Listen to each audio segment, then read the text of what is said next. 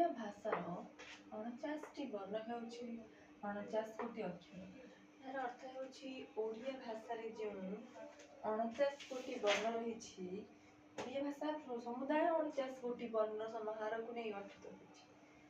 ତାହା ହେଉଛି 49 କୋଟି ଅକ୍ଷର। ତ ଆମେ ଏଇଠି ପଢିବା ବର୍ଣ୍ଣ ବିଭାଜନ ସମ୍ପର୍କରେ। ବର୍ଣ୍ଣ ବିଭାଜନରେ କ'ଣ ରହିଛି?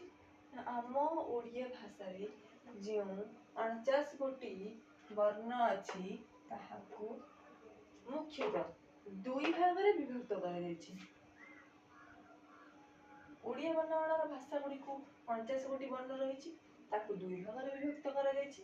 ଯଥା ପ୍ରଥମେ ସ୍ୱର ବର୍ଣ୍ଣ ରହିଛି, ଦ୍ୱିତୀୟରେ ରହିଛି ବ୍ୟଞ୍ଜନ ବର୍ଣ୍ଣ। ସ୍ୱର ବର୍ଣ୍ଣ ବିଷୟରେ ଜାଣିବା। ସ୍ୱୟଂ ରାଜ୍ୟତେ ଇତି ସ୍ୱରାଃ, ଅର୍ଥାତ୍ ଅ, ଆ, ହର୍ଷଇ, ଦୀର୍ଘଇ, ହର୍ଷଉ, ଦୀର୍ଘଉ, ଋ, ଲୁ, ଏ, ଐ, ଓ, ଔ। ଏହି 13 ଗୋଟି